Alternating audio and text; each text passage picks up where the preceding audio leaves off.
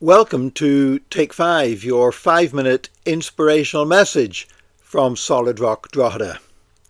I'm Nick Park, and back in June, my wife Janice and we had the opportunity to visit Bristol for a couple of days in the west of England. Now, when we've mentioned it, people says, Bristol? Why on earth would you go to Bristol for a weekend away?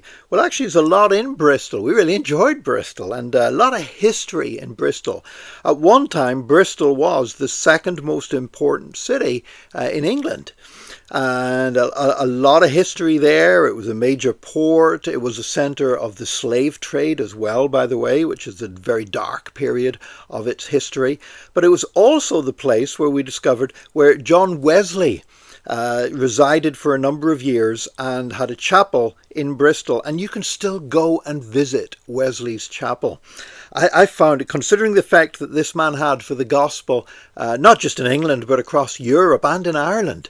I found it so humbling to go there. I looked at the statue of John Wesley, and then I went into the chapel, and it's still kitted out like it was back in Wesley's day. They still have the rooms upstairs with the same furniture that Wesley and his preachers would sit and eat their meals at, the bed that he would sleep in. And I went into the main part of the chapel and stood in the pulpit where John Wesley had preached so many sermons and prepared so many other preachers to go out and spread the gospel. I found that truly inspiring indeed. Now, later on in that trip in Bristol, we also went on the Sunday. We wanted to go to church, so we went to Bristol Cathedral. And we went into Bristol Cathedral, which is very ornate and still has a very highly structured service, and lots of people parading up and down with gold and silver crosses and fancy robes and everything else. But the one thing that really struck me was this fine-looking Church of England was the church that would not receive John Wesley in there. Even though he was an ordained Church of England clergyman, he was not welcome in the cathedral because he wanted to go out into the streets and preach the gospel to everyone that he could.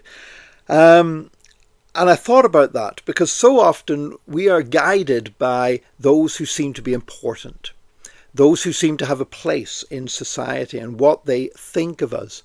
But in the end, what those people think of us is not important. It's what God thinks of us that matters. In Wesley's day, the Church of England was not just a place of worship. It was also, for many people, a career. It was one way that you could really get an accepted place in society, was by getting a good position in the church. John Wesley, gifted as he was, could, if he had played his cards right, had a position that would have guaranteed him high status in society. He could have been one of the people that really mattered in society. Instead, he chose to be one of the people that really matters in the plans and the purposes of God. He obeyed God. Whenever people said, you can't come here and we can ban you from coming here because this is not your parish, he said, the world is my parish, and went out and preached the gospel to as many people as possible and totally transformed England at the time. In fact, some scholars say that, some historians say the reason why England did not have a violent revolution like the French had was because of the influence of John Wesley, because so many people got saved that they actually changed society for the better and without all the violence and the guillotine and everything else. Because a man chose to seek the approval of God rather than the approval of men. So I stood in Wesley's pulpit. I prayed, Lord, may I always do that. May I seek the approval of God before I seek the approval of men.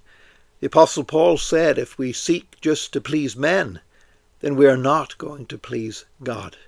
Now, sometimes you can please God and you please men as a byproduct in the process. That's grand if that happens, and it's grand if it doesn't happen. But let's set our sights on doing what God wants and pleasing God. And we can learn that well from John Wesley. God bless you today. Join us again tomorrow for another Take 5, your 5-minute inspirational message from Solid Rock Drogheda.